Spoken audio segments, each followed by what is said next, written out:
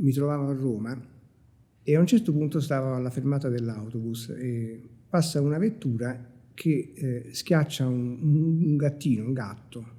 Questo povero gatto però non muore sul colpo, ma inizia a contorcersi per il dolore, a saltare, facendo dei salti mostruosi, ma era chiaro che sarebbe morto e ho assistito attonito insieme agli altri che stavano davanti alla fermata dell'autobus come me a questa scena di agonia e di morte e questo mi ha emozionato moltissimo perché era il senso di impotenza che ho provato che mi ha colpito, che è rimasto profondamente infisso nel mio cuore.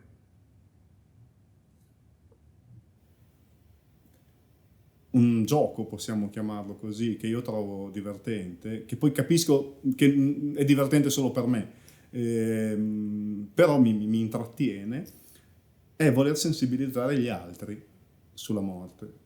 Perché? Perché io non riesco a uscirne dal pensiero, dall'ossessione, e quindi in qualche modo sono invidioso di chi invece riesce a vivere sospeso da questo pensiero, vivere in allegria, vivere gioiosamente, vivere come se non si morisse, perché quello che facciamo poi in fondo tutti, chi più chi meno, è fingere che le cose non stiano così e andare avanti.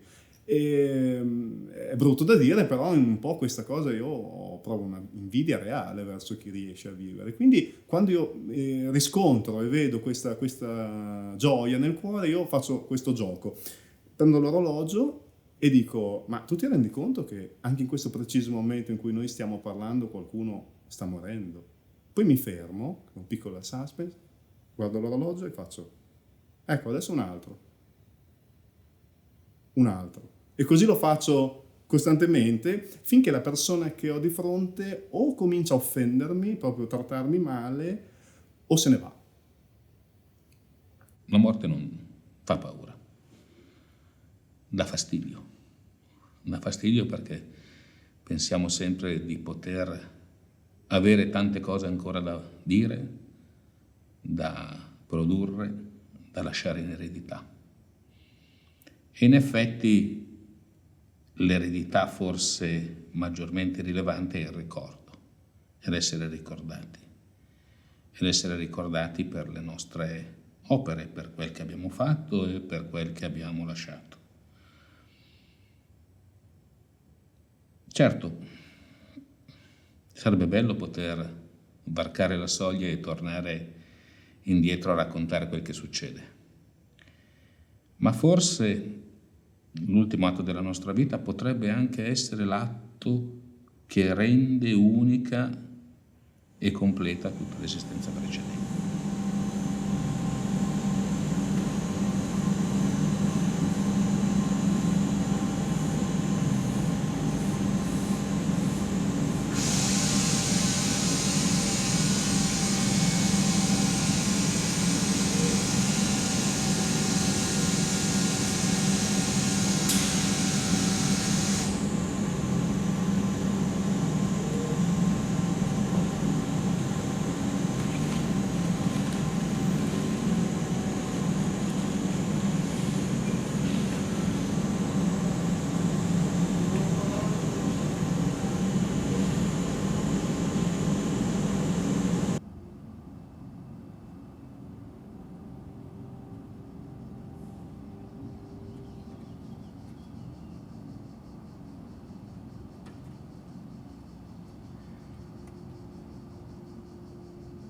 Diciamo che seriamente mi sono occupato di fotografia col 68.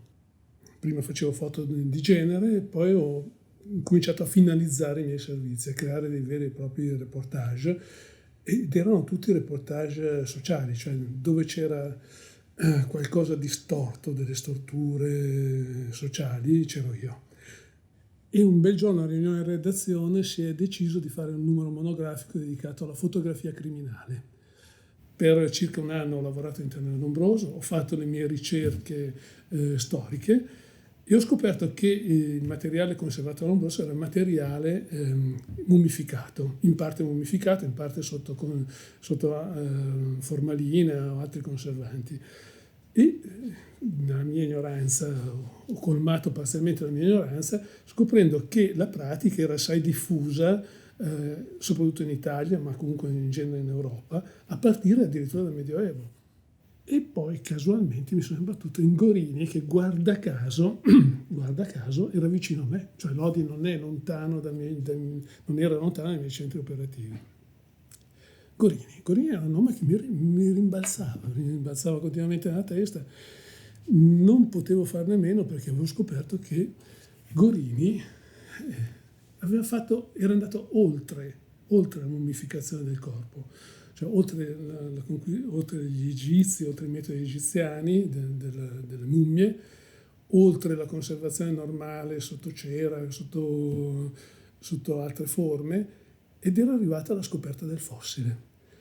Il fossile è l'elemento più importante della creazione, è la memoria della terra, e quindi Gorini aveva raggiunto la memoria della terra con l'uomo.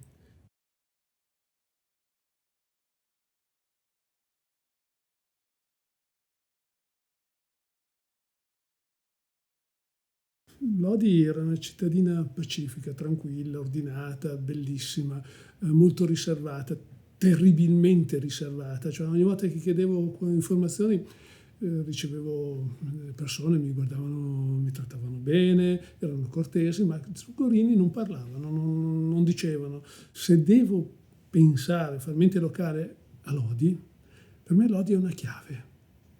Quella che io regolarmente ogni settimana andavo a ritirare, credo, all'ospedale, mi davano questa chiave, perché poi alla fine si fidavano di me, e io con quella chiave andavo nel vecchio ospedale, scendevo le scale, facevo un lungo corridoio, aprivo la porticina dove c'erano tutti i reperti di Gorini e ogni settimana aprivo 1 o 2 scatoloni nuovi.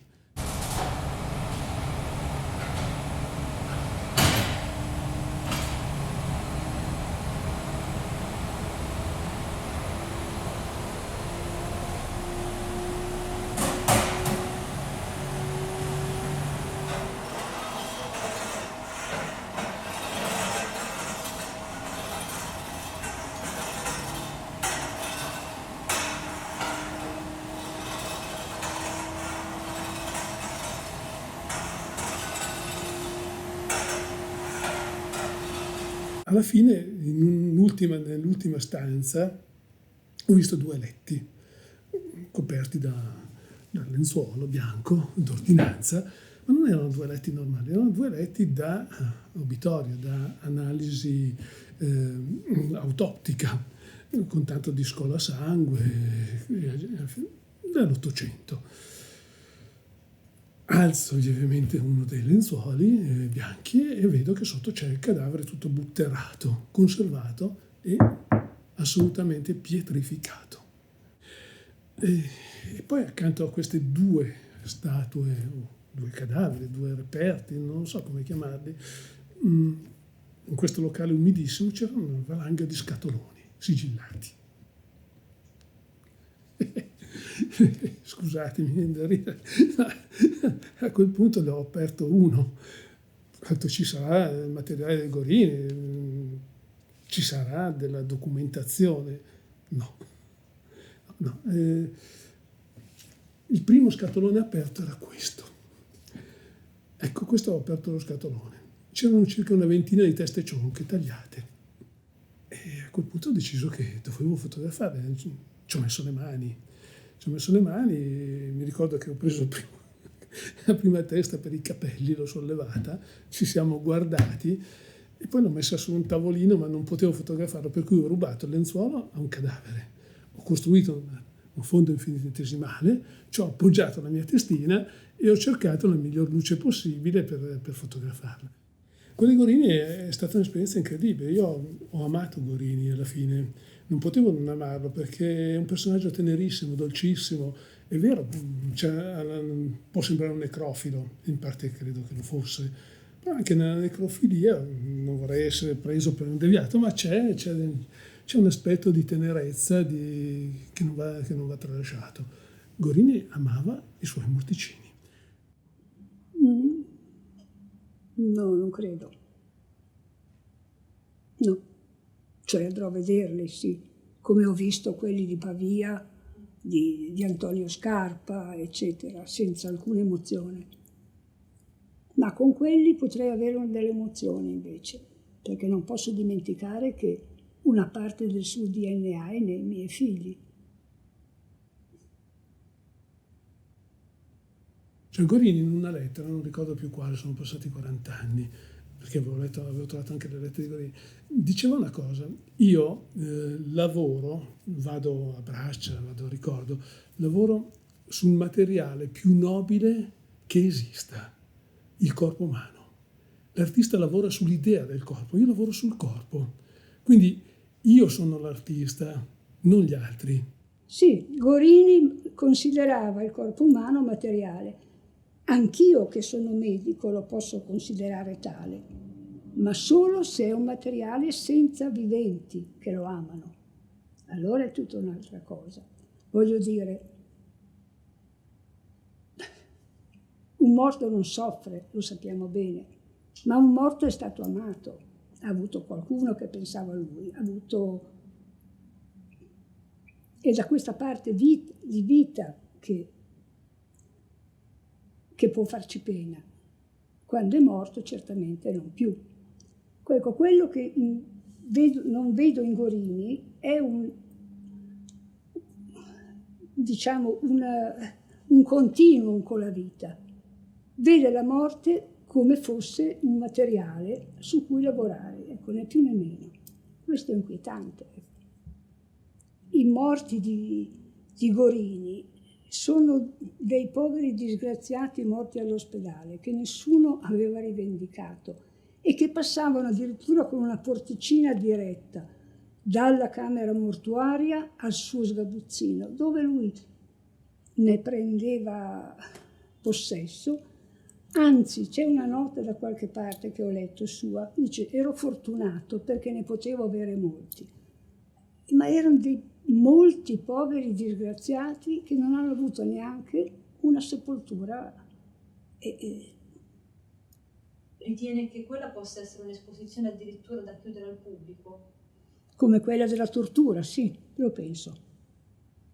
L'etimologia di mostro è mostrum, cioè da mostrare, è una cosa, non vuol dire brutto, siamo noi che diamo la definizione di brutto, ma vuol dire semplicemente che ha una caratteristica, una forza estetica talmente diversa che non possiamo capire, ma possiamo solo mostrarla, no?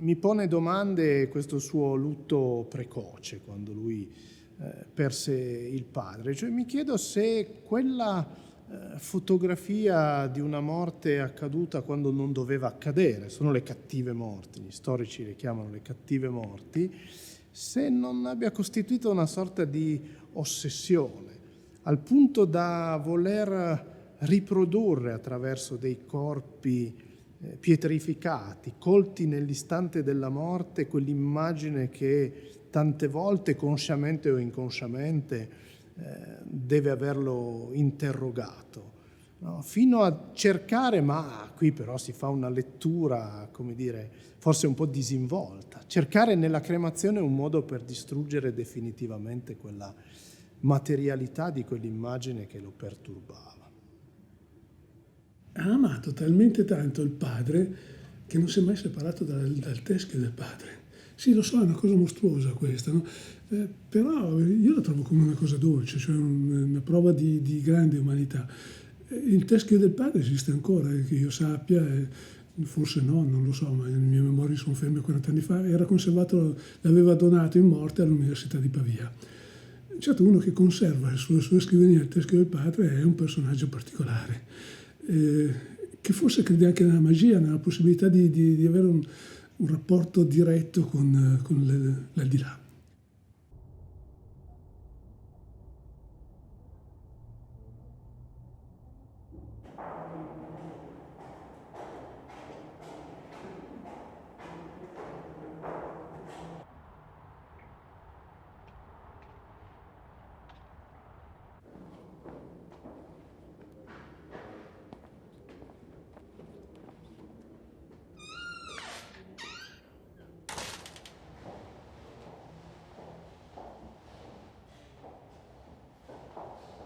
Visse il passaggio di tutto il periodo risorgimentale, vide nascere praticamente da bambino le idee del risorgimento con i primi moti del 1820-21, quelli del 31, le visioni utopiche di Mazzini, la giovine Italia, poi la giovine Europa, l'insurrezione del 48 che lo trovò tra i protagonisti, e poi le difficoltà del ripiegamento successivo, la sconfitta nella prima guerra d'indipendenza, gli anni dell'esilio, la difficile costruzione della fine degli anni 50, la seconda guerra d'indipendenza del 59, la spedizione dei Mille nel 60 e finalmente nel 1861 la nascita del Regno d'Italia.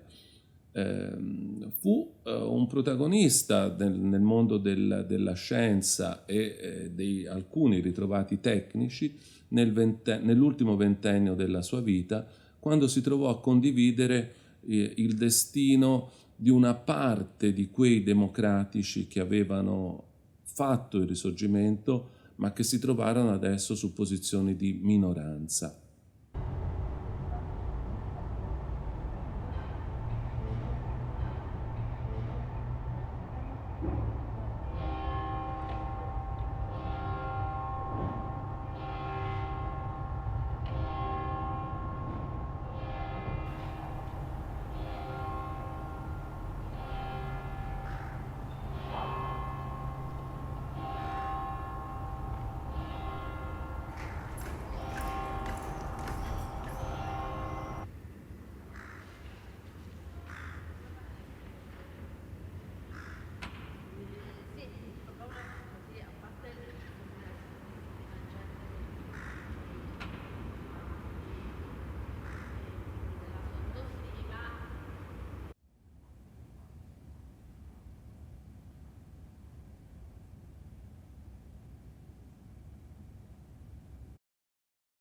Sul palcoscenico pavese dell'università si sviluppa una asperrima lotta fra tradizione e innovazione, fra tradizione e modernità, della quale sicuramente Paolo Gorini può cogliere le ultime tracce, perché è la figura di Antonio Scarpa, che morirà nel 1832, il custode della grande tradizione plurisecolare pavese.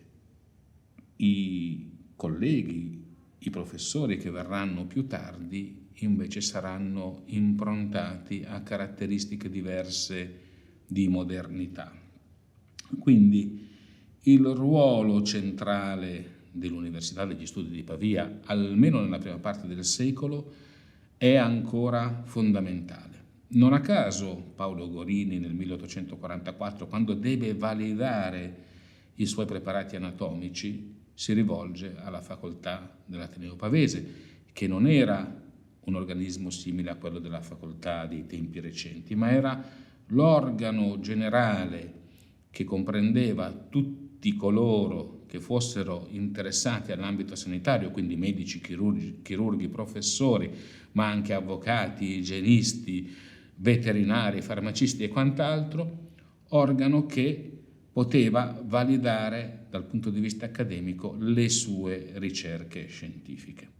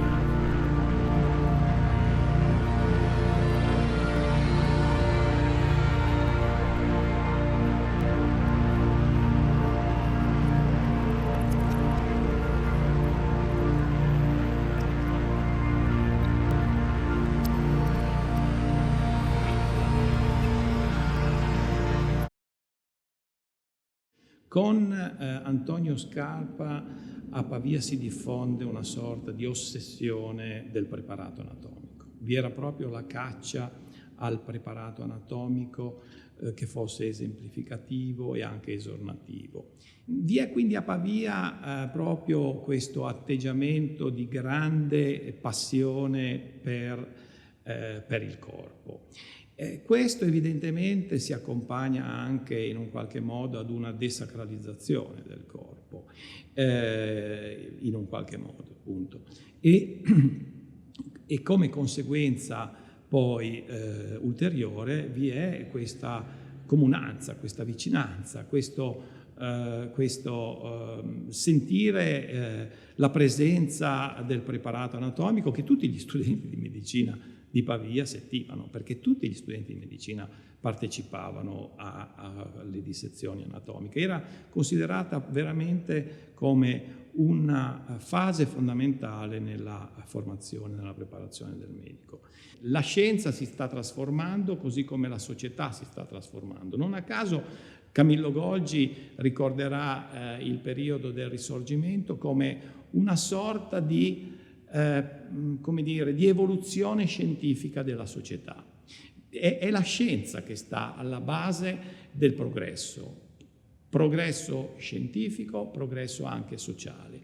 Quindi non a caso la gran parte dei medici che studiano a Pavia non stanno soltanto nei laboratori, non vengono assorbiti totalmente soltanto dall'attività di studio, di dissezione anatomica e di analisi dei corpi, ma scendono nei campi di battaglia. Bisogna cambiare il mondo, bisogna andare verso il progresso. Vi è anche lo spirito positivistico che sta alla base di tutti questi studiosi, l'idea che la scienza è la nuova religione in un qualche modo, la scienza è l'attività umana a cui vale la pena destinare la vita. Ma la razionalità così tipica della scienza deve anche in un qualche modo investire la società. E quindi la lotta contro le ingiustizie quasi come irrazionalità in un qualche modo. Secondo me questa diciamo, sintonia fra il sentire politico e il sentire scientifico è particolarmente evidente proprio negli scienziati e direi in maniera veramente straordinaria nei medici. Non a caso Pavia è stata una delle città che ha dato il maggior contributo alla unità nazionale. Visse anche la fase finale del Risorgimento, apprezzò moltissimo la conquista di Venezia nel 66, ma soprattutto nel 1870 quello che gli sembrò il necessario, importante atto conclusivo del Risorgimento, cioè la liberazione di Roma e la fine del potere temporale dei papi, che per un uomo della sinistra democratica, laica, come era Paolo Gorini, fu un avvenimento quasi altrettanto importante che non l'acquisizione di Roma al Regno d'Italia. Mio padre è morto in guerra, mio padre era aviatore e l'aereo forse era già danneggiato, non fu un atto militare, diciamo, cadde in mare e morì. Ora mio padre aveva sempre detto che non avrebbe mai, la morte peggiore per lui era quella di morire affogato, difatti non sapeva nuotare, non andava mai in acqua. Diceva piuttosto bruciato ma non annegato. E ovviamente sapendo che era caduto in mare, io per tutta la mia vita mi ero rappresentata la morte più brutta per lui e non riuscivo a pensare a lui senza questo pensiero. Negli anni, se adesso non mi ricordo bene, 70, 71, se non ricordo, quando le salme dei soldati morti in guerra vennero traslate dal cimitero dove erano perenni, almeno mio padre aveva una tomba perenne, al Famedio di Sant'Ambrogio, ci fu una cerimonia, ovviamente, e dovetimo presenziare, andammo al cimitero, le ossa vennero riesumate. Io avevo una cassettina che mi avevano dato e mi dettero fra le mani il cranio di mio padre, che è stata l'unica presenza fisica che ho avuto con mio padre, perché è morto prima che io nascessi. Quindi per me non era un'entità fisica, ma solo una fotografia o un racconto di mia madre. Avere in mano questo cranio, che era evidentemente sfondato dal trauma, mi ha dato un senso di sollievo indicibile. Ho detto no, non è annegato, è morto sul colpo. Ecco, quello è stato un evento per me, mi ha dato la pace. Così è stato. Grazie chilometro.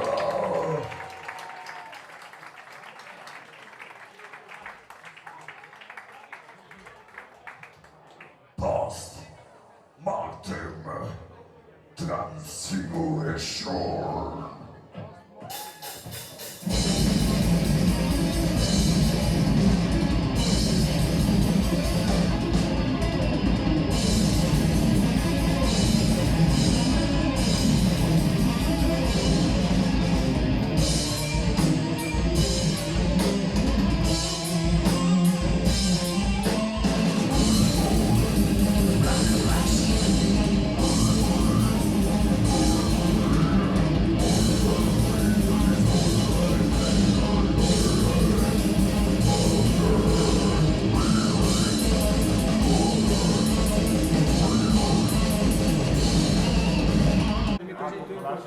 chiama Pedro per conoscere la villa loro. Guarda che ti sto prendendo.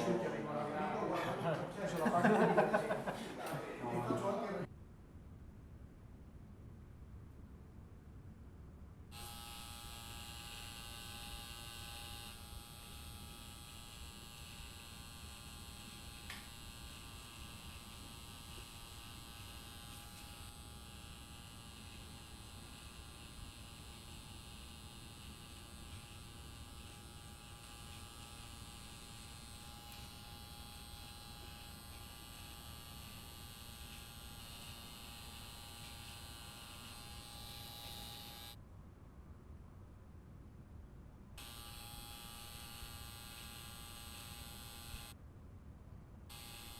E questa cosa di realizzarlo su un qualcosa di vivo è curioso e ti crea delle situazioni sempre diverse ogni volta.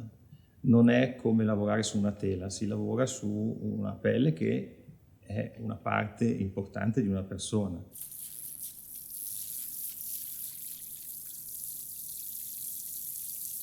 Trovo affascinante il corpo umano, un'incredibile fonte di ispirazione. Non è necessario, ad esempio, nel mio lavoro spesso riproduco cose organiche, ma non è necessario che ci sia una ripresa realistica del corpo umano. Mi interessa proprio la materia, cioè la bellezza del tessuto, quindi sviscerare, disfare il corpo nelle sue parti, prendere quelle che mi interessano e ricomporle a seconda della mia sensibilità, a seconda di quello che voglio fare in un determinato momento, e quindi creare una nuova morfologia dell'essere umano. Dove oggi, guardando fuori dalla camera in cui sono cresciuto, vedo dei palazzi, per lungo tempo io non ho visto altro che campi. E in autunno, quando la nebbia sale, guardare fuori dalla finestra significava quasi non riuscire davvero a vedere nulla, cioè nulla oltre il davanzale del balcone. E se penso a Lodi, questa è l'immagine che ho io, di una città in qualche modo racchiusa dalla nebbia, dove tutto in qualche modo è ovattato, dove i suoni sono ovattati, dove le immagini hanno una qualità seppiata che è quasi immediatamente, naturalmente antica o anticata. La nebbia copre, la nebbia non fa percepire in una maniera precisa le distanze e quindi si crea questa incertezza che, per tornare a Todorov, è una delle cose che a me interessa di più nel farsi della letteratura o comunque nella scrittura. Quello che non viene detto, quello che non viene visto, quello che non si può dire, quello che non si può vedere. In qualche modo per me la letteratura è questo rincorrere il non dicibile più che il non detto.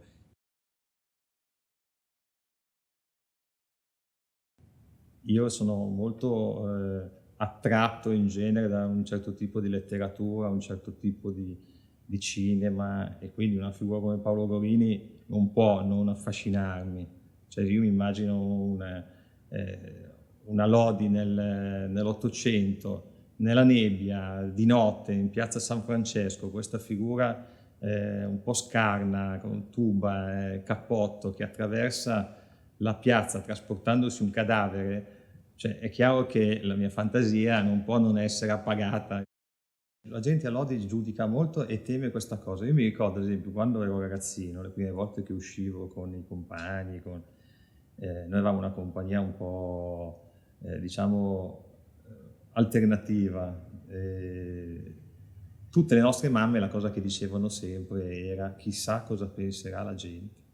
Questa è la frase che secondo me racchiude proprio la mentalità del lodigiano. Cioè, mia madre, che è una persona molto intelligente, non era affatto disturbata dal mio abbigliamento un po' estroso, dal fatto che frequentavo ragazzi con i capelli lunghi, che si andava, diciamo che rompevamo un po' la banalità della cittadina, no? Non era affatto disturbata, però era preoccupata di quello che poteva pensare la gente. e questa cosa Lodi si sente molto, cioè anche dopo tanti anni. È giusto utilizzare dei filtri, cioè far passare quello che ti interessa e chiudere all'esterno tutto quello che ritieni male o negativo, però non va bene costruire dei muri. Lodi non ha mai costruito dei filtri, Lodi ha costruito dei muri.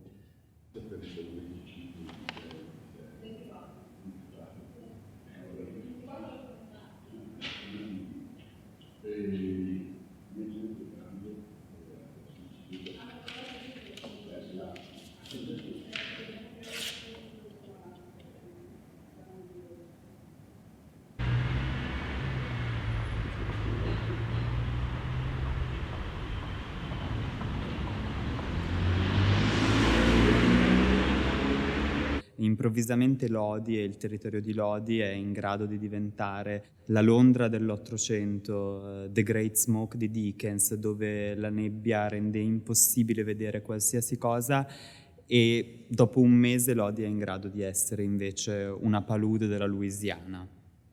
E tutti questi luoghi sono luoghi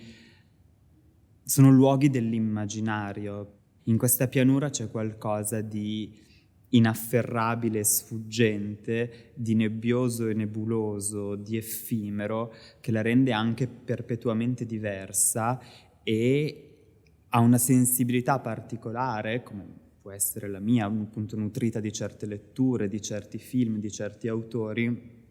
Questo territorio sa regalare uno scenario, un palcoscenico dalle possibilità letterarie e artistiche pressoché infinite.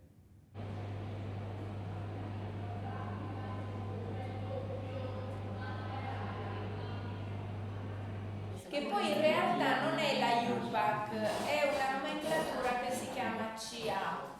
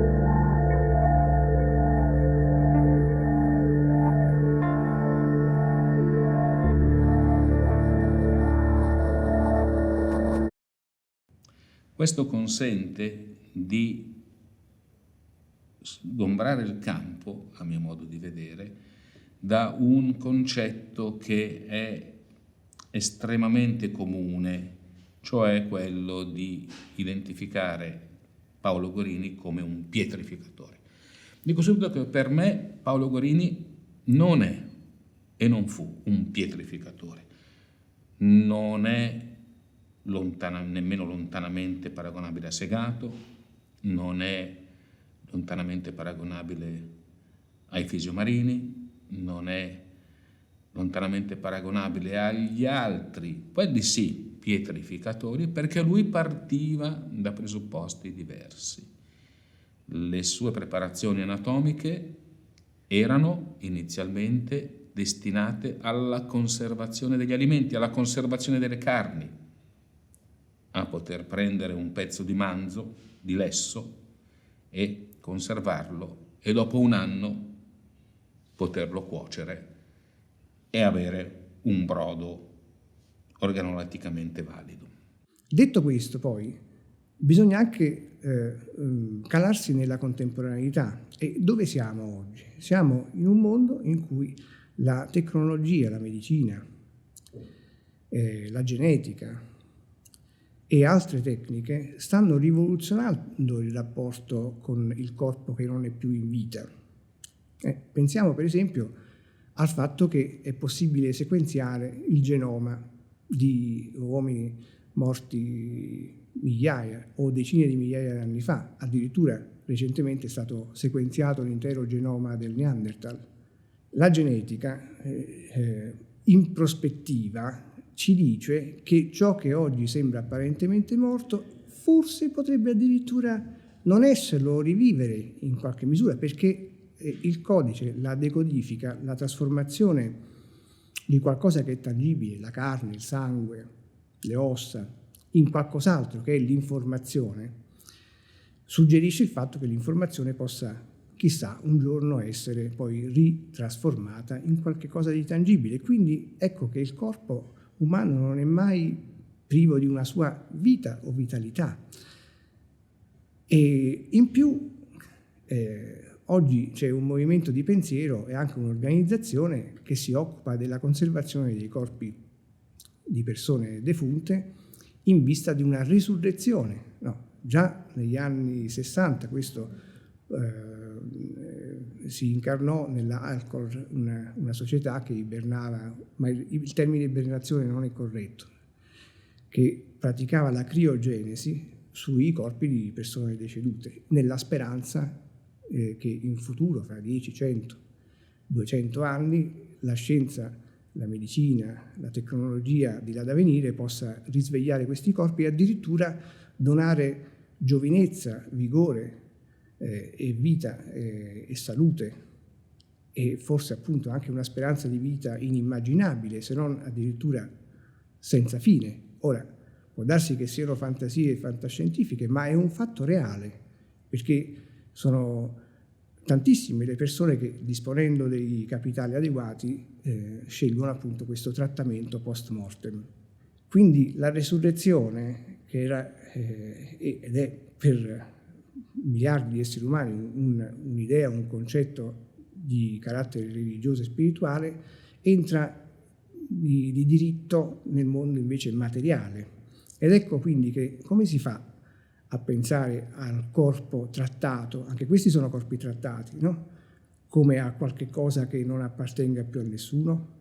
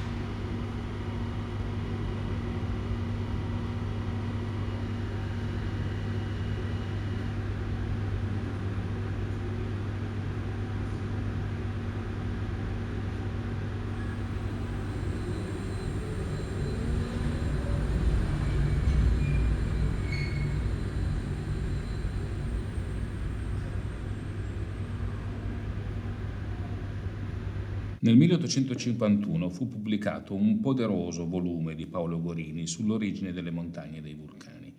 In realtà gli studi di geologia goriniani iniziarono qualche anno prima, intorno al 1846.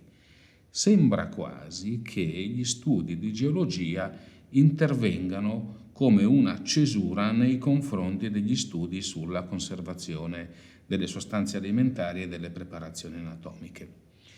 Sicuramente il dato che emerge è quello degli studi goriniani come espressione di una scienza romantica che trapassa nella scienza moderna.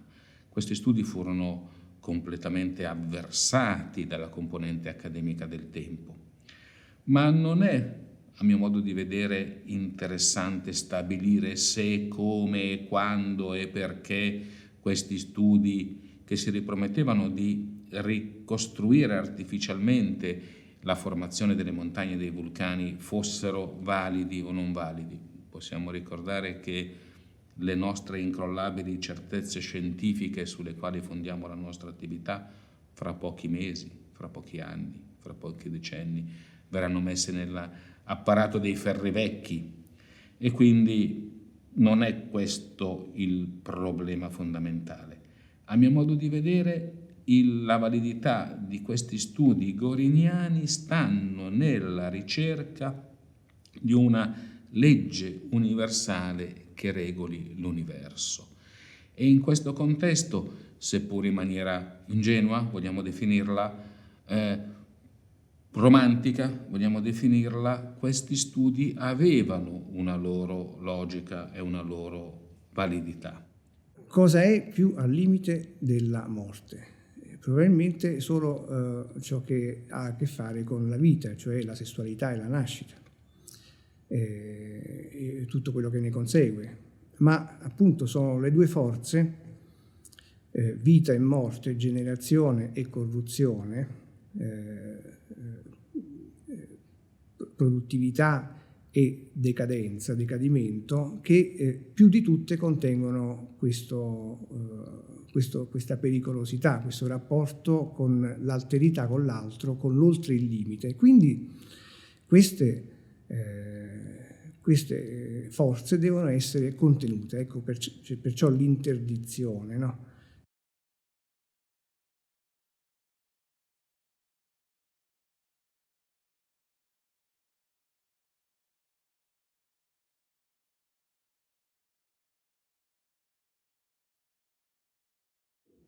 Dunque, Paolo Gorini, una delle prime testimonianze storiche che abbiamo delle attività di Paolo Gorini ce le dà anche lui nella sua autobiografia, ma è il corpo mineralizzato di Pasquale Barbieri, che viene preparato nel 1843. Senz'altro Paolo Gorini prima, evidentemente negli anni 30, da quando è arrivato qui a Lodi, aveva già tentato degli esperimenti su piccoli pezzi che potevano essere una mano piuttosto che un piede. Il tentativo aveva già tentato di mineralizzare i tessuti. Fermo restando che in questo momento lui si occupa di tante cose insieme, la matematica, la geologia, la vulcanologia, la conservazione dei reperti e della preparazione dei reperti, Successivamente si aggiungeranno altre espressioni scientifiche come la cremazione dei cadaveri. Su come Paolo Gorini lavorasse sui propri preparati, sull'allestimento dei propri preparati, dipende dalle dimensioni, dipende da con che metodi voleva preparare o il cadavere o il brano, il pezzo di cadavere che aveva di fronte. Per gli organi di modeste dimensioni, per i frammenti, li immergeva anche in alcol, che è alcol puro. Non hai la formalina, Paolo Gorini non conosce la formalina, non può utilizzarla, non esiste la formalina, quindi diciamo che nell'alcol, che poi però ha il problema che evapora. Mentre invece per iniezione i pezzi di più grandi dimensioni. Per quello che riguarda ad esempio i corpi interi, Paolo Gorini parte da vena e arteria femorale, si parte sempre da un grande vaso, si inietta all'interno dei grandi vasi una soluzione, naturalmente la soluzione di Marini è diversa dalla soluzione di Gorini, che a sua volta è diversa dalla soluzione di Tranchina. Diciamo che la preparazione di Paolo Gorini, quelle effettuate da Paolo Gorini, quelle che noi chiamiamo pietrificazioni di solito, sono molto tossiche dal punto di vista della preparazione. Solo l'uso del bicloruro di mercurio, e ricordiamoci che si inietta a caldo in un cadavere, quindi anche i vapori di certe sostanze usate sono dannosissimi, e già Paolo Gorini non respirava particolarmente bene per i suoi problemi di carattere polmonare. Naturalmente non gli faceva particolarmente bene inalare vapori di bicloruro di mercurio, sublimato corrosivo. Così come sappiamo che altri metodi di preparazione contemplano ad esempio contemplavano l'arsenico, che chiaramente sappiamo bene essere un veleno. Sono tutti usati come antiparassitari, sono velenosi e pertanto sono ottimi antiparassitari, ma questo fa in modo che si renda velenoso, tossico anche il preparato anatomico nel momento della sua preparazione. È chiaro che oggi i preparati di Gorini non rilasciano, in modo da tranquillizzare chiunque, anche i vapori di mercurio, non esiste più, però il produrre, l'allestire quei preparati, soprattutto con queste tecniche di iniezione, iniezioni endovasali, era particolarmente pericoloso. Sono molti gli anatomisti che si ammalano proprio non solo per la preparazione ma anche per l'infezione, così come capita al tranquillo Cremona, al pittore della scapigliatura, quando si stempera i colori sul braccio.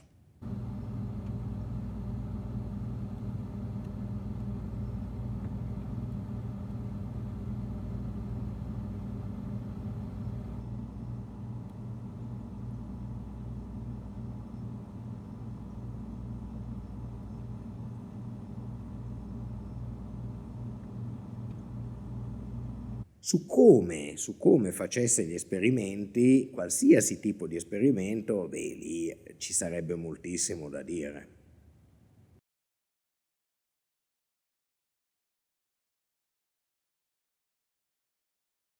Io visitai la collezione anatomica Gorini molti anni fa, prima della sua attuale ricollocazione e prima anche della ricollocazione precedente. Ma non la visitai come un comune cittadino che entra a visitare il Museo dei Mostri o la collezione anatomica Gorini, come si entra in un qualsiasi museo. Quindi a me non fecero una grande impressione le preparazioni anatomiche in sé, perché quelle cercavo e quelle mi interessavano. Mi fece molta più impressione il degrado nel quale queste preparazioni erano, non posso dire conservate. Perché? Perché per me erano assolutamente evidenti le caratteristiche di bene culturale da preservare e conservare, ma era assolutamente evidente anche che quei resti erano appartenuti a persone vive e quelle preparazioni anatomiche non erano pezzi di cadavere qualsiasi, ma preparazioni nella quale la vita era appena sfuggita, perché la qualità delle preparazioni goriniane dà questa impressione che la vita sia quasi ancora presente.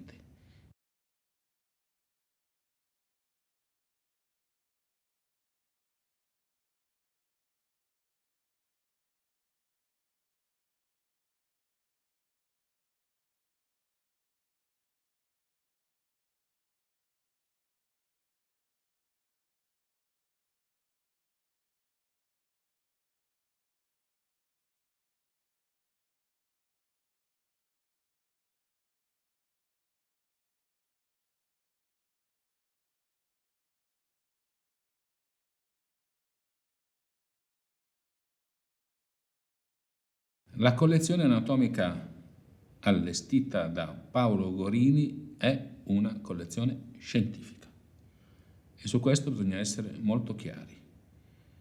Benché allestita non per scopi istituzionali, ma per scopi legati alla ricerca di un singolo ricercatore, questa collezione è comunque scientifica, anche se noi volessimo porre in non cale le ricerche scientifiche di Paolo Gorini, non potremmo non considerare questa sua preparazione all'interno di un percorso scientifico che vede Paolo Gorini inserito nel contesto di tutti quegli scienziati che si occuparono della conservazione. E qui bisogna essere molto chiari, perché noi non possiamo valutare solo sulla base di quel che oggi definiamo come scientifico. Dobbiamo pensare al termine d'epoca, dobbiamo pensare a quell'epoca, e per quell'epoca le preparazioni anatomiche di Paolo Gorini erano perfettamente scientifiche. La scienza è parte del suo tempo ed è parte dei rapporti di potere che caratterizzano un'epoca. Lo è a volte perché è complice e lo è a volte perché costituisce uno strumento di opposizione al potere costituito. Quindi non c'è di principio né una scienza buona né una scienza cattiva. La scienza che porta alle grandi collezioni di cui stiamo parlando, come la collezione di Paolo Gorini, o ai musei che in tutta Europa custodiscono resti umani, che siano di paleoantropologia, di antropologia fisica o di etnografia, poco importa, anche questa scienza si iscrive in rapporti di potere. Molti dei musei etnografici che conservano resti umani trovano, uso questa brutta espressione, ma trovano i corpi che poi espongono nel contesto di rapporti di colonizzazione. Sono i corpi di dominati, di assoggettati, sono i corpi di popolazioni che vengono conquistate attraverso campagne di colonizzazione. Nei musei italiani questi tipi di collezione ottocentesche acquisiscono corpi da manicomi, sono i corpi di senza fissa dimora che nessuno reclama. Quindi è importante per il visitatore porsi la domanda di chi sono quei corpi e come sono stati acquisiti in queste collezioni. È una domanda importante perché ci dice delle cose sui rapporti di potere. Non ci consente di fare dei processi, non ci autorizza a fare dei processi alle persone, però ci pone i dubbi etici che riguardano anche alcune pagine della scienza e che hanno a che fare spesso con gli effetti collaterali delle ricerche scientifiche, che non sempre sono positivi come i progressi a cui poi spesso hanno portato. Quindi io credo che in modo particolare in questi tipi di collezioni con resti umani questa domanda sia importante. Chi è? Chi era quella persona? Che cosa faceva nella sua vita? Che cosa avrà fatto negli ultimi giorni prima di morire? Perché quello che impressiona della collezione Gorini, come di altre collezioni anatomiche, come di altri preparati anatomici, come di in genere laddove ci sono dei resti umani come quelli qui esposti, è che si ha la sensazione di essere davanti ad una morte sospesa. Cioè la collezione Gorini, specialmente le mineralizzazioni, sono corpi colti nell'atto di morire e in un istante che non ha un divenire. Questo è il punto fondamentale, cioè uno dei modi di accostarsi alla morte è quello di vederla come un processo che porta da qualche altra parte. Allora, le credenze dicono nell'aldilà, nel paradiso o in qualche altro luogo. La morte è un transito, è un cammino, ma qui la morte è colta come un istante che è eternizzato. Ma io ho vissuto i primissimi anni della mia vita in una cascina di campagna di cui mio nonno era il mezzadro. E quindi i primi ricordi della morte sono abituarsi alla morte degli animali domestici. quindi abituarsi al fatto che i polli si uccidono tagliandogli la gola, così come i conigli, e i maiali muoiono un po' prima della fine dell'anno, eccetera. E a volte sempre questa abitudine è difficile da acquisire. Ricordo quando mio padre mi insegnava a uccidere le trote, per esempio, appena pescate. Era una sensazione terribile, anche se poi sopraggiungeva il pensiero che è normale, perché ci si abitua alla morte. E la morte, per quanto riguarda la morte degli esseri umani, sono stato fortunato da non imbattermi almeno in morti vicini, in morte fino a intorno ai 20 anni, quando morì mia nonna, e di lei mi ricordo la morte in ospedale. La cosa che mi ha colpito di più è che dopo aver avuto una lunga malattia, però venne chiusa, a me sembrava chiusa, in un reparto di rianimazione dove restò diversi giorni e noi la salutavamo attraverso un vetro. Quella è una distanza che ancora adesso mi dà fastidio, mi sembra la morte più naturale che si possa vivere. E la più tragica è stata certamente la morte improvvisa di mio padre e l'immagine di un corpo familiare qualche istante dopo la morte, che è un'immagine molto particolare.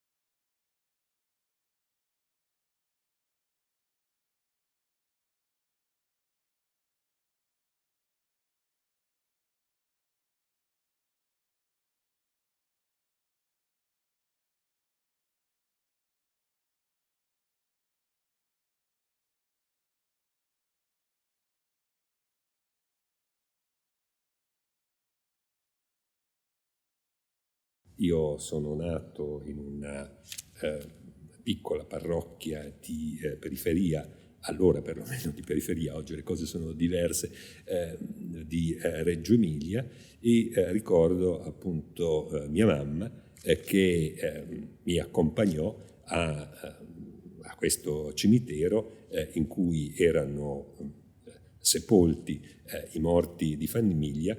Non solo noi pellegrinammo nelle tombe, ma quello che ricordo e quello che mi ha in qualche modo lasciato impresso è quell'incontro come momento di riconoscimento della collettività. Cioè la morte è il luogo in cui la comunità si riconosceva, si individuava, si ritrovava. E accanto a questo, cioè il fatto che la morte come fatto di identità, vi è poi un altro elemento che ricordo ancora abbastanza bene, e cioè il fatto che mio papà ci accompagnò fino alla porta del cimitero e non volle entrare.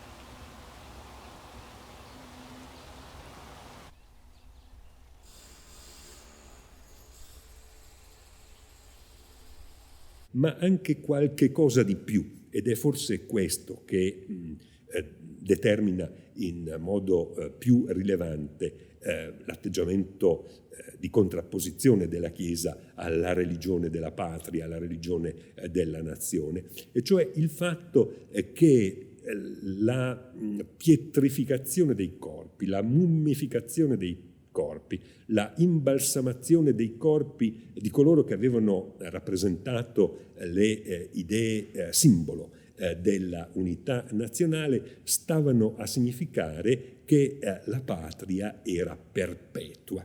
Cioè si voleva dare una idea di divinizzazione della patria anche attraverso la immortalità di coloro che ne erano stati i fautori, i promotori, di cui appunto di nuovo la percezione di una divinizzazione della nazione, la percezione di una religione sostitutiva e di una contrapposizione. Ora, naturalmente questo ebbe poi degli sviluppi, cioè nel corso degli decenni finali dell'Ottocento, quando si cominciò a capire che diventava difficile scindere il cattolico dall'italiano, allora si cominciò anche ad assumere un atteggiamento assai meno problematico nei confronti della divinizzazione della nazione e si cominciò ad assumere anche quel vocabolario che in un primo momento era stato preso come un vocabolario di contrapposizione, di sfida, di alternativa, si cominciò ad assumere questo vocabolario all'interno dell'insegnamento cattolico. Di nuovo faccio il caso forse più clamoroso da questo punto di vista, e cioè si assunse il termine di martirio per coloro che morivano per la patria, a condizione che non si ritenesse che la loro salvezza eterna era determinata dalla morte sul campo di battaglia per l'unità nazionale, ma era determinata dalla pratica sacramentale che li aveva portati, in grazia di Dio, a morire per la patria.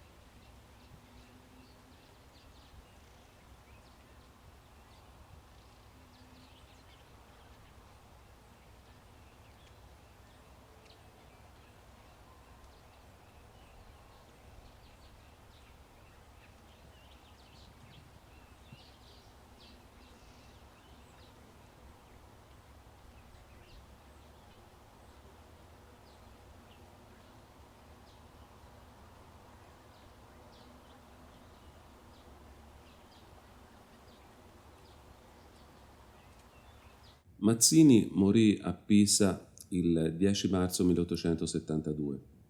Anzi, non morì Mazzini, morì il signor Brown, perché questo era il falso nome che aveva adottato per rientrare in Italia. Mazzini, quando muore, è considerato ancora un nemico dello Stato. Mazzini è stato il fondatore, uno dei principali fondatori del patriottismo italiano, dell'idea dell'unità e dell'indipendenza italiana, ma è un repubblicano e quindi è un nemico agli occhi della monarchia sabauda che si è insediata alla guida del Regno d'Italia nel 1861.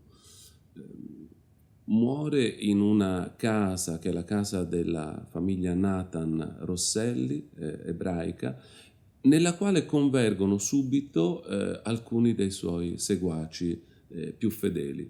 Fra l'altro Agostino Bertani, ma anche Adriano Lemmi, facoltoso, banchiere, repubblicano, che sarebbe stato uno dei più importanti grandi maestri della massoneria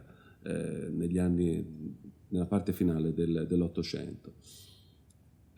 Decidono che, contrariamente alle volontà di Mazzini, il corpo di Mazzini vada conservato intanto per un primo obiettivo, che è quello che aveva bene in mente Agostino Bertani: fare un lungo funerale itinerante toccando alcune delle città italiane per poi portarlo a Genova e seppellirlo accanto, nella tomba accanto alla madre.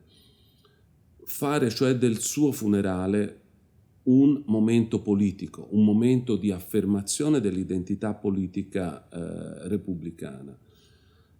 E per fare questo occorreva qualcuno che sapesse conservare il corpo e rallentare il processo di decomposizione. E fu chiamato allora l'amico di Agostino Bertani, lo scienziato che già lavorava su queste tecniche, e cioè Paolo Gorini.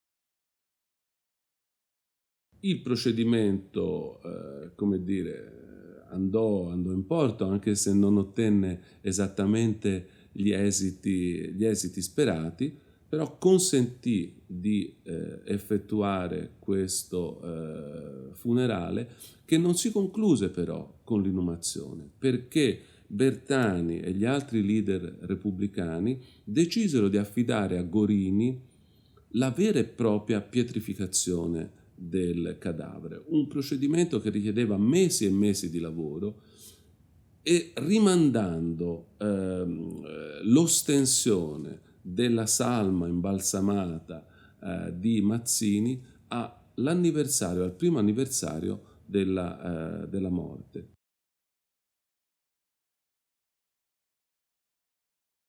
Nel corso del Novecento l'imbalsamazione dei grandi leader politici, specie in contesti autoritari, totalitari, diventerà un'autentica moda, con le stesse finalità. Basti pensare al corpo di Lenin imbalsamato a Mosca, al corpo di Mao in Cina, anche lì con la vedova che cerca di opporsi perché non lo vuole, ma i dirigenti del partito lo impongono, al corpo di Ho Chi Minh in Vietnam, al corpo di Ataturk in Turchia, con la costruzione di relativi mausolei.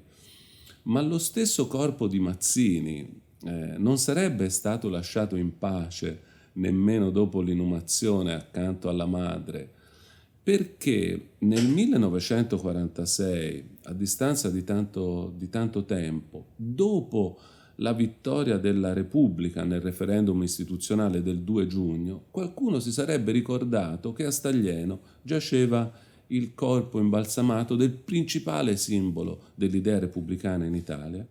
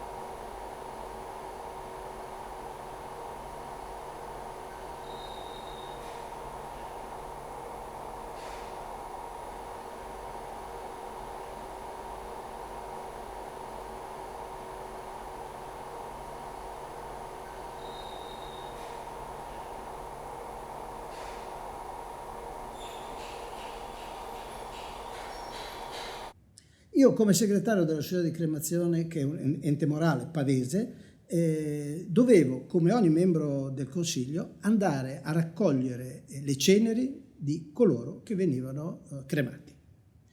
E ricordo che con un lenzuolino andavo davanti al forno, usciva la barella di ferro e con una cazzuola d'argento raccoglievo le ceneri. A un certo momento smisi perché? Perché non avevo le parole per accompagnare quella persona cremata, le cui ceneri erano in quel momento, come dire, l'unico legame con il mondo esistente, perché non avevo le parole. Non avevo, oggi le avrei, ma allora non avevo le parole perché mi sembrava di essere afasico rispetto a una cerimonia sacrale, cioè raccogliere le ceneri di una persona che si era cremata per metterle nel buio dell'eternità senza accompagnarle con delle parole appropriate, e non lo feci più. Accostarsi a Paolo Gorini in qualche modo è accostarsi a una dimensione iniziatica. Perché? Perché Paolo Gorini si occupa della morte e della vita, e in ogni dimensione iniziatica il tema della morte e il tema della vita sono strettamente congiunti. Ovviamente è difficile far capire questo al senso comune, che preferisce, come dire, catalogarlo all'interno di uno schema. Gorini, imbalsamatore, pietrificatore o pietrificatore come tanti altri, ma non è così, almeno nel caso specifico di Gorini. Io credo quindi che l'attenzione che va rivolta a chiunque, per chiunque si interessi di Gorini, è di vederlo in questo contesto esoterico in cui secondo me Gorini ha una parte rilevante.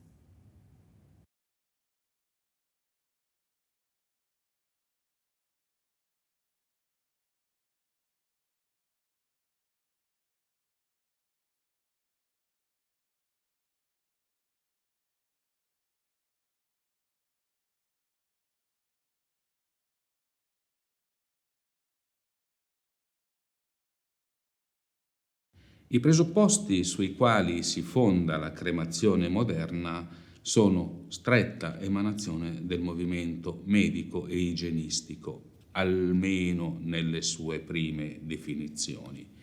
È vero che nel 1849 Jacob Grimm, uno dei fratelli Grimm, famoso per le sue fiabe, aveva proposto la ripresa di questa cremazione, ed è vero anche che nel 1857 a Padova Ferdinando Coletti, in ambito italiano, quindi aveva riproposto la ripresa di questo antico uso, ma in realtà il grande sviluppo si ebbe per impulso dei medici, in seguito anche all'emergere dei problemi dell'igiene moderna collegati all'inurbazione delle grandi città, e questo fu il motore che diffuse questa pratica della cremazione e la fece diventare una realtà, almeno nelle nostre regioni.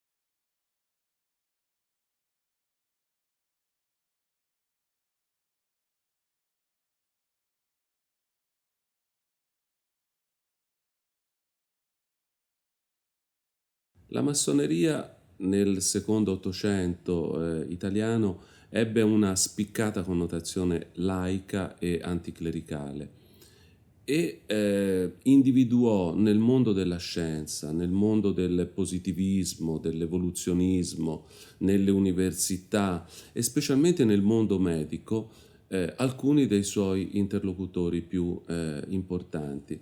La massoneria si concepì come alternativa alla Chiesa cattolica, cercò di combattere una battaglia contro l'oscurantismo, per il progresso scientifico, morale e materiale anche delle masse.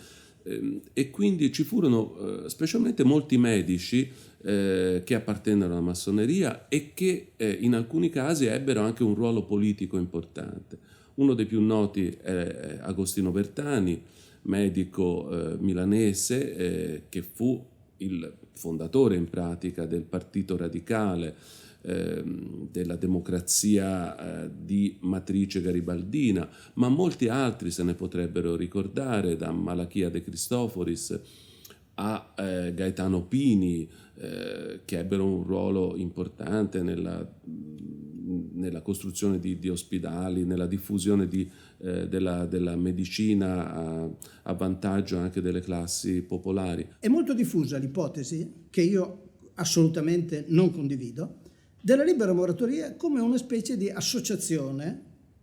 Questo era soprattutto nella seconda metà dell'Ottocento, ma per molti aspetti ancora oggi liminale, tutta dedita alla sociabilità. Ma la libera moratoria non ha assolutamente questo scopo. La libera moratoria non è una specie di succursale di una società psicopedagogica o sociologica, non è assolutamente un ricreatorio e non ha lo scopo di essere un ente di beneficenza. Se fosse questo è meglio ricorrere oggi, come già allora, ad altre strutture analoghe. La libera moratoria è un ordine iniziatico, tradizionale ed esoterico che si propone la riscoperta della scintilla interiore che ciascun uomo ha in se stesso. Questa è la linea della libera moratoria. Il resto sono tutte superfetazioni di tipo positivista. Il positivismo ha avuto una influenza notevolissima nella storia italiana. L'ha avuta perché era sull'onda lunga del giacobinismo, in un paese dove non ci furono rivoluzioni. Però questo positivismo in qualche modo ha dato, come dire, una sorta, ha rappresentato una sorta di velo che ha coperto la libera moratoria, un velo che è durato fino ai giorni nostri. Questo velo è da squarciare. Noi non abbiamo niente a che vedere col positivismo. Sicuramente la libera moratoria crede nella ragione, lo credeva Lessing, lo credeva Fichte, ma una ragione che non è fine a se stessa, perché la ragione fine a se stessa è semplicemente uno strumento arido e inutile perché non tiene conto della complessità dell'uomo. Voglio dire, la libera moratoria è qualcosa di più, è una sfida, è una scommessa, è uno scandalo, il tentativo di mettere insieme la parte razionale e la parte emotiva dell'uomo che normalmente viene divisa e si vuole che resti divisa. Ed è per questo che le persone, le società, i potenti, i politici, spesso anche la Chiesa, ha lottato contro la libera moratoria, perché la libera moratoria è l'ombra della società. Non a caso è stato accusato di tutti gli scandali possibili e immaginari e di tutte le rivoluzioni a cui non ha mai partecipato, semmai ne è stata in qualche modo la vittima. È scandaloso perché si preferisce che una persona o sia buona e cattiva, perché la cattiva la si reprime e la buona la si indirizza, ma pensare che una persona sia buona e cattiva insieme, come è nella realtà, è sempre pericolosa.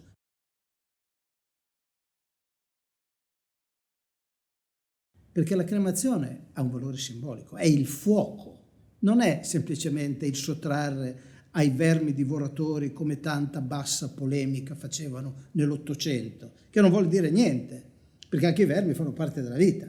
È il simbolo, il fuoco è il simbolo della trasformazione e della consumazione. Dall'epoca di Zoroastro, arde ancora il fuoco di Zoroastro, è il fuoco che è l'emblema del divino, è l'emblema della totalità.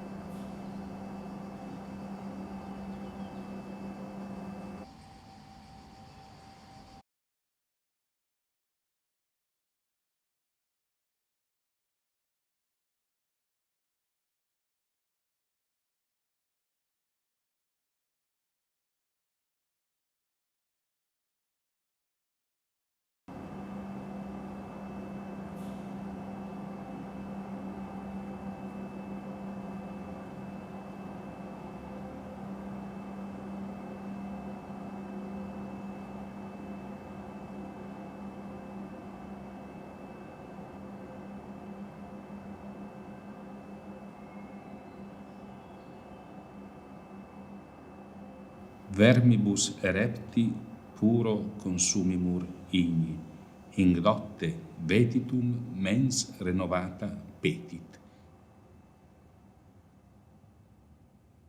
Questa era la prima iscrizione presente nella sala degli apparecchi crematori del Tempio Crematorio di Milano. È un'iscrizione molto forte, molto positiva. Parafrasandone il significato, si sottolineava il puro fuoco che dissolve il corpo, la mente rinnovata che lo richiede, ma quell'indocte vetitum, quell'ignorantemente proibito, che dava idea della opposizione clericale vigente.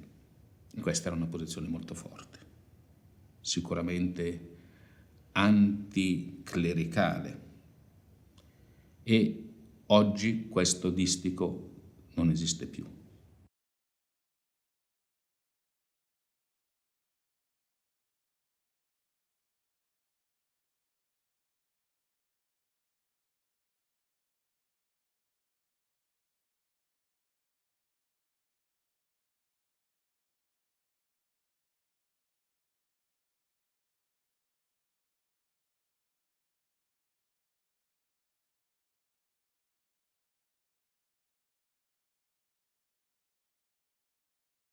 Ecco, è all'interno di questo contesto che si ha il primo pronunciamento ufficiale della Chiesa nei confronti della cremazione.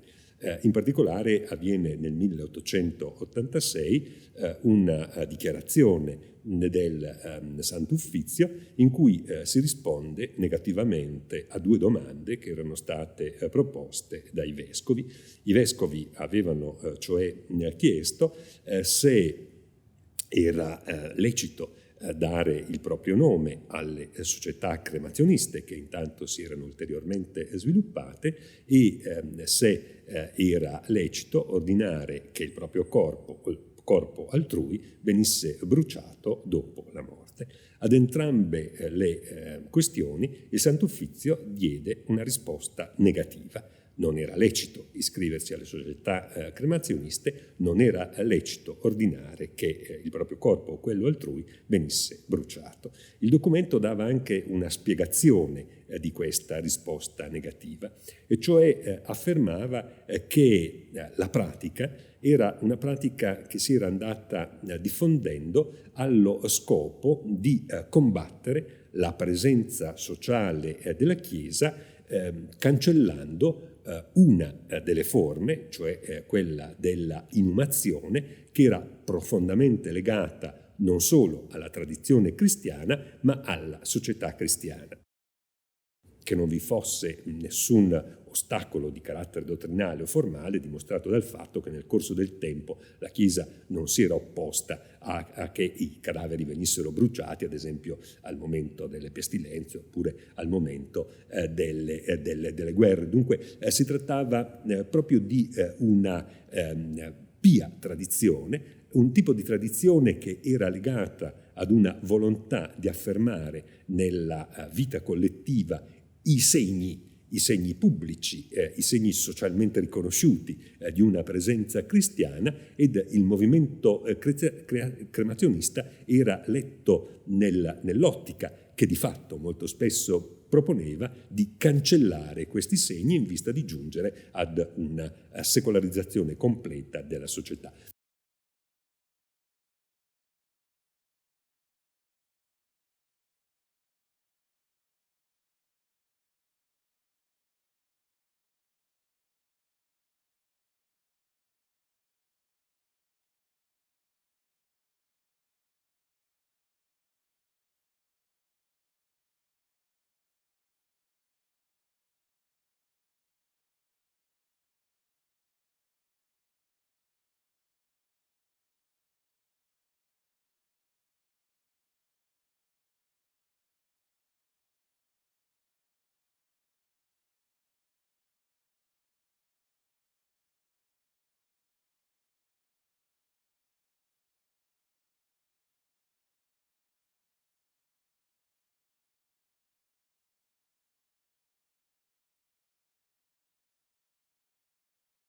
Di nuovo fu un fatto storico molto contingente che fece sì che ciò che era stato depositato nella memoria storica della Chiesa venisse riattivato, riutilizzato in chiave polemica nei confronti della massoneria. E più precisamente fu il passaggio del potere dalla destra storica alla sinistra storica. Si ebbe una contiguità e talora una vera e propria appartenenza degli uomini della sinistra storica che andavano al potere con la massoneria e si ebbero sia sul piano dei fatti politici, sia sul piano dei fatti sociali e dei fatti simbolici, direi.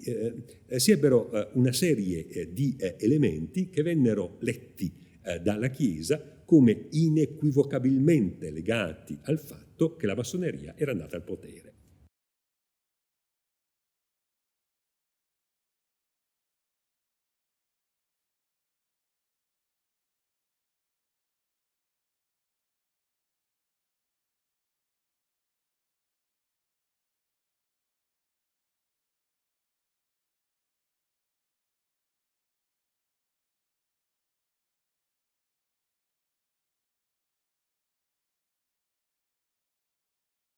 Il cadavere di Alberto Keller non fu cremato nell'apparecchio goriniano perché non era ancora stato allestito.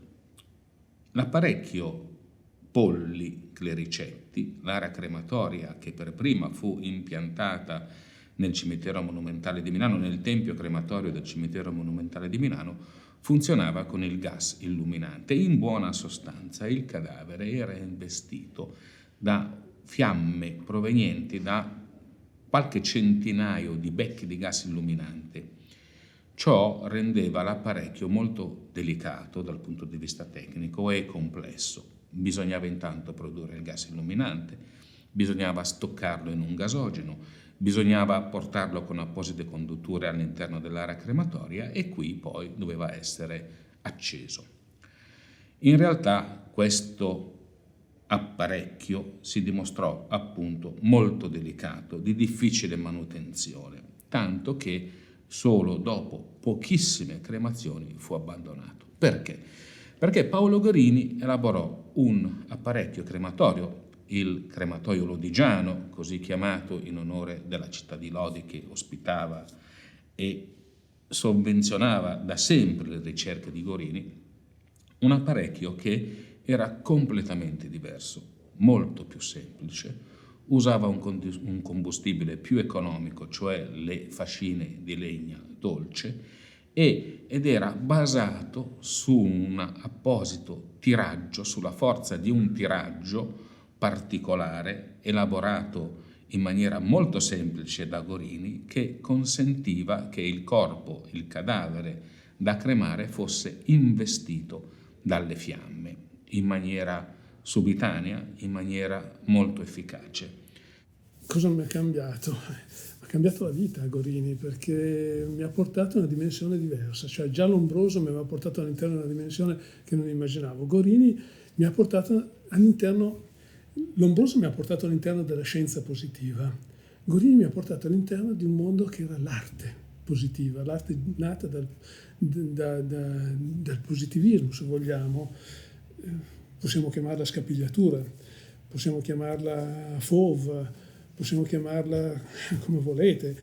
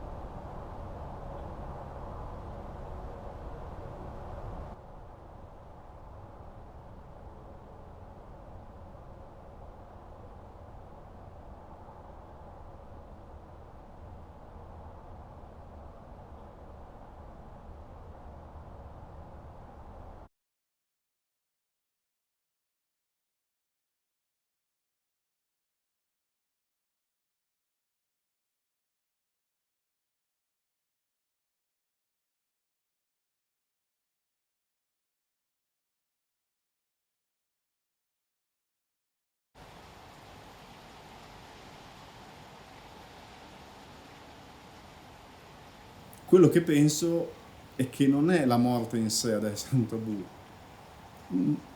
ma anche la vita, nel senso che è ospedalizzata anche la nascita, mentre una volta si nasceva e si moriva in casa, adesso si nasce fuori casa. Bisogna considerare anche l'aspetto del punto A, non solo del punto B di arrivo. Anche viene ritenuto comunque qualcosa di poco accettabile, secondo me, e affrontabile.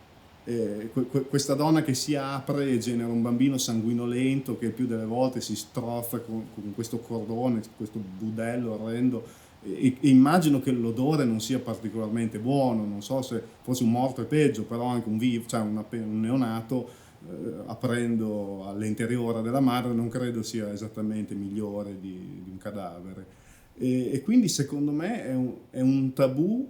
Le parti fondamentali della vita di un uomo sono un tabù, la sua nascita e la sua morte, non solo la morte. Chi vuole ribaltare i valori e farli diventare dei disvalori deve andare a prendere come argomenti cose di cui normalmente non si parla. Penso a una canzone italiana che andava qualche anno fa, che citava, a sua volta, diciamo, ridicolizzava lo schema sole, cuore, amore. In realtà è più profondo di quello che sembra, nel senso che prendendo questo schema a tre, sole, cuore, amore, e ribaltandolo completamente, quindi da sole vai nell'oscurità, cuore nel senso di vita, no? Pulsante, e quindi vai sulla morte, amore, odio, oscurità, morte e odio sono i temi assolutamente fondamentali di quasi tutte le band che suonano metal. Questo non significa parlare com'è bello la morte, com'è bello l'odio e com'è bella la notte. Sì, qualcuno sì lo fa, però è avere il tema comunque crepuscolare o comunque opposto alla cultura normale come tema portante. Perché? Perché lo scopo è stupire, lo scopo è indignare. Cioè, il metal nasce per questo. Non è un caso, infatti, anche nei testi che sono andato a prendere dei poeti scapigliati, sono andato a cercare il tema della morte. Fantasmi di Pinchetti parla di una donna, di una fidanzata che non c'è più perché è morta, non è che se n'è andata. La mort se'n va, anche questo parla di una sensazione che ho avuto, insomma ho anch'io nel momento in cui sono vicino a un corpo che dovrebbe chiamarmi l'Eros, in realtà a me prima di tutto richiama il Thanatos, cioè io vedo le ossa, vedo comunque la caducità, a me dispiace dirlo, però è realmente così, io vedo sempre uno scheletro comunque quando parlo con le persone, penso agli organi interni, capisco che non è una cosa bella da dire, ma è la realtà, e quando io ho visto che una poesia di un secolo fa diceva le stesse cose meglio di quanto l'avrei potuto dire io, ho detto questa è mia, cioè ti faccio vivere al di là del tempo che è passato. No, ho chiuso completamente con la mia ricerca. Devo dire che ho chiuso completamente con la fotografia, avevo bisogno di una catarsi, in qualche modo di lavarmi, di pulirmi. Ho cambiato genere, basta, ho preso la macchina al chiodo, avete visto qui in casa mia sono tutte in bacheca, non ho più fatto foto negli ultimi 40 anni, ho ripreso da pensionato a fotografare i miei paesaggi in montagna, le camminate, la mia compagna e così via, e ho fatto altro, ho iniziato, la cosa che mi è venuta spontanea a fare da subito era trovare il candore della prima infanzia, no? Per cui mi sono messo a scrivere, a progettare, ideare fiabe per bambini. Cioè se prima portavo i miei allievi, ero insegnante, i miei allievi sono venuti con me al Museo Lombroso, poi sono venuti da Gorini, erano eccitatissimi tutte le volte che trovavano questi reperti, mi aiutavano a catalogarli, a fotografarli, superavano lo shock molto più facilmente di quanto non avessi superato io. Ecco, dopodiché ho coinvolto i miei allievi nelle fiabe, no? Io scrivevo la fiaba e loro pensavano alle illustrazioni, naturalmente dovevo attenermi a quelli che sono i fondamentali dei programmi ministeriali, per cui insegnando fotografia, tecniche della comunicazione visiva, avevamo preso a prestito tutti gli effetti della visione, della storia della visione a partire dal Medioevo in avanti, tipo anamorfosi, che c'entrano abbastanza poco oggi con la fotografia, ma e facciamo illustrazioni di questo tipo, illustrazioni cinetiche, quindi libri assolutamente anomali, con fiabe che, giuro, rilette 40 anni dopo, sono davvero molto tenere, cioè mi sono stupito di quanto potessi essere allora tenera, cioè avevo voglia di tenerezza, avevo voglia di dolcezza, avevo voglia di rosa, che ne so, comunque dovevo lavarmi.